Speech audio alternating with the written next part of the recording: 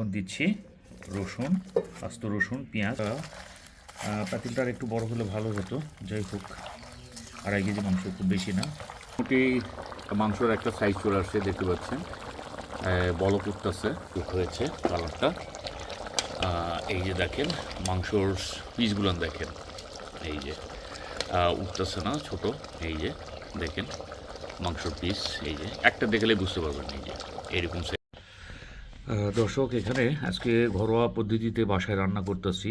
এখানে 2.5 কেজি মাংস আছে, মাটির চুলায় রান্না হবে। এখানে সম্পূর্ণ ইনগ্রিডিয়েন্টস কিন্তু দেওয়া হয়েছে, যেমন এই যে উপরে দেওয়া হলো লবণ, তারপরে আদা বাটা, তারপরে এটা হচ্ছে দারচিনি, আর এই যে এখানে আছে হচ্ছে রসুন, আস্ত রসুন আছে, পেঁয়াজ আছে, তারপরে এখানে দেওয়া হচ্ছে এখন এটা হচ্ছে গুঁড়ামরিচ, গুঁড়ামরিচ, এরপরে দিব হচ্ছে শুকনা মরিচ, এটা শুকনো মরিচ। এরপরে দিচ্ছি এটা হচ্ছে হলুদ গুঁড়া,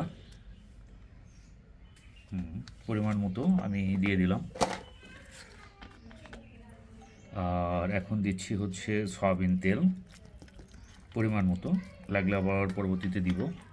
আর এখানে এখন দিচ্ছি রসুন, আস্ত রসুন, পেঁয়াজ। পরিমাণটা মনে হয় একটু বেশি হয়েছে, তারপরেও সমস্যা নেই, মাংসতে পেঁয়াজ রসুন হলে খেতে বেশ মজা লাগে।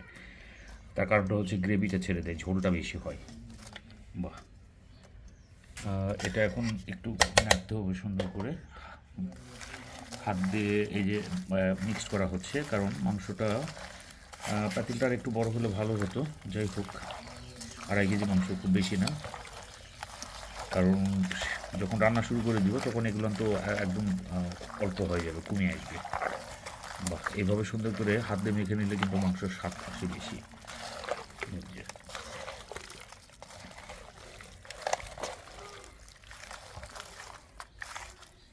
কমপ্লিট। দর্শক, এখন পানি দিচ্ছি একটু, বাস পরিমাণ মতো একটু পানি দিয়ে নিলাম, কমপ্লিট।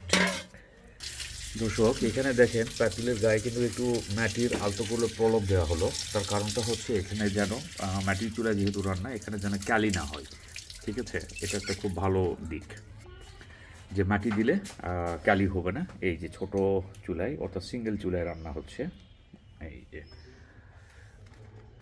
বিসমিল্লাহির রহমানির রহিম। চুলা জ্বালিয়ে দিলাম, একটু পরে এখানে কাঠ দিব, হ্যাঁ, এখানে একটু সিন্টি দিলাম, সিন্টি দিয়ে চুলাটা জ্বালালাম।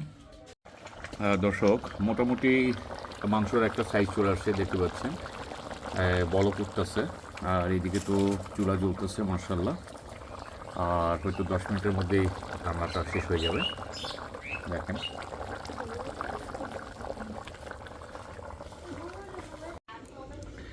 হ্যাঁ দর্শক, এখন মোটামুটি রান্না 95% কমপ্লিট হয়ে গেছে। আমি আপনাদের মাংসটা একটু দেখাই, দেখেন মাশাআল্লাহ, খুবই চমৎকার কিন্তু হয়েছে কালারটা। এই যে দেখেন মাংসর পিসগুলো দেখেন, এই যে উঠতেছে না ছোট, এই যে দেখেন মাংসর পিস, এই যে একটা দেখলে বুঝতে পারবেন, এই যে এরকম সাইজের মাংসর পিস।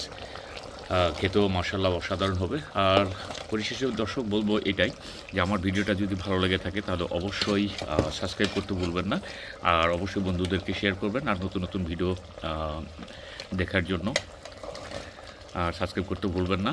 আশা করি ভিডিওটা ভালো লাগবে আপনাদের। আবার দেখা হবে নতুন কোনো ভিডিও নিয়ে, সাথে থাকবেন। আল্লাহ হাফেজ।